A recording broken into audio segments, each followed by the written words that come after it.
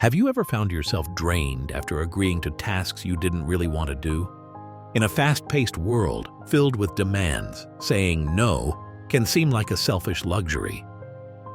Yet if we look at Buddhist monks and Gautama Buddha's core teachings, we find that setting boundaries is crucial for safeguarding our well-being and maintaining genuine compassion. In this guide, we'll explore why learning to say no is both an act of self-preservation and a step toward deeper focus, ultimately allowing you to live more mindfully and meaningfully. Why it's hard to say no. Many of us struggle to say no because we fear disappointing others or damaging relationships. Social norms often equate yes with being helpful and no with being selfish. From Buddha's perspective, however, genuine helpfulness is rooted in skillful intention rather than perpetual compliance. When we overcommit, we risk scattering our energy, leaving ourselves too exhausted to serve where we truly can make a difference. This resistance to saying no is also fueled by attachment to approval, status, or an ideal self-image of being endlessly accommodating. Buddha taught that clinging to such attachments magnifies suffering. Imagine a pot constantly overflowing because it never says enough. Just as that pot eventually wastes resources, we waste time and emotional bandwidth when we say yes to everything. Recognizing this pattern is the first step towards setting healthier boundaries. It might feel uncomfortable at first, but learning to say no is less about rejecting people and more about affirming your own capacity. You can't pour from an empty cup. By temporarily stepping back, you reserve energy to contribute meaningfully, reflecting Buddha's insight that restraint can pave the way for deeper kindness and authenticity. Buddha's teachings on boundaries. Though ancient Buddhist texts don't use the modern term boundaries, the essence of boundary setting appears in concepts like right speech and right action from the Eightfold Path. These teach us to speak and act in ways that align with our well-being and that of others. Sometimes that alignment means respectfully declining a request. Saying no can be an extension of compassion, ensuring that you don't overextend yourself to the point where resentment or burnout overshadow your generosity. Additionally, monks often follow Vinaya, a code of discipline specifying the limits of their behaviors, schedules, and possessions. These guidelines protect their energy for meditation, study, and acts of service. This structured approach provides them the freedom to focus on what truly matters rather than being consumed by endless obligations. For lay people, learning from this monastic framework might involve personal codes or guidelines, clear decisions about how much extra work you'll take on, how you'll spend your weekends, or which community activities you can realistically support. Ultimately, when Buddha encouraged non-attachment, he was also encouraging us not to be enslaved by guilt, people-pleasing, or social pressures. Proper boundaries let you engage the world with sincerity and balance, rather than running yourself ragged. By integrating these principles, you can say no from a place of calm discernment rather than conflict or fear. The power of mindful decision-making. One of the most effective ways to protect your energy is through mindful decision-making, pausing before impulsively saying yes. In Buddhism, mindfulness, sati, is the practice of fully inhabiting the present moment, which can be applied to your choices.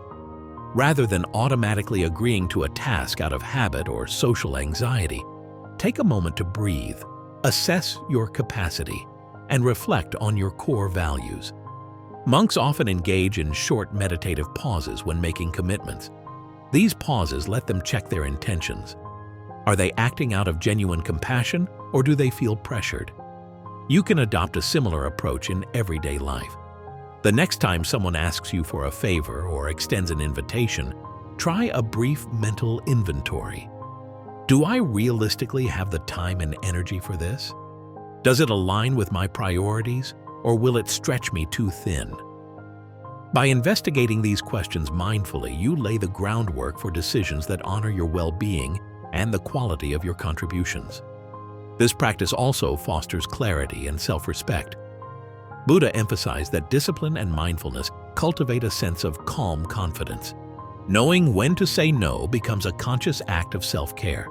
allowing you to remain centered and truly present for the commitments that do align with your higher intentions. Compassionate. No, a Buddhist angle. Saying no doesn't have to be harsh or dismissive. It can be done with metta or loving kindness. In Buddhism, compassion extends not just to others, but also to oneself. When you graciously decline an extra project or a social event you're not up for, you protect your mental health and free up emotional space. You're also respecting the person who asked by not giving a half-hearted yes that could lead to subpar follow-through or hidden resentment. Compassionate no's often involve right speech, being clear, truthful, yet gentle.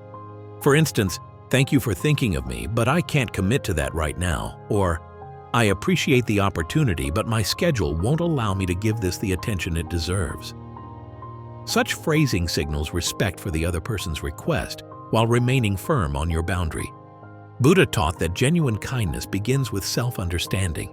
If saying yes to a request jeopardizes your emotional equilibrium, it may not be truly kind in the grand scheme. Compassionate boundaries ensure you don't deplete yourself or inadvertently harm others by overextending. This approach stands as an antidote to guilt-induced compliance. You remain rooted in empathy, but refuse to sacrifice your well-being for appearances or social expectations. Aligning no with your values. Setting boundaries becomes far easier when they are anchored in a clear sense of values. Monks center their lives on spiritual growth and service, which means they regularly say no to distractions that pull them away from meditation, study, or community responsibilities. Similarly, by identifying your core values, whether that's family time, creative pursuits, or ethical commitments, you gain a benchmark for which requests deserve a yes and which don't. Think about how many times you've said yes to avoid feeling rude or to please someone in the moment, only to regret it later. Buddha's insight into right intention reminds us that sincere motivation matters more than superficial politeness.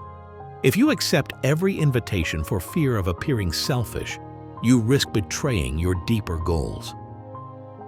In the long run, perpetually sacrificing your values leads to a fractured sense of self and chronic stress.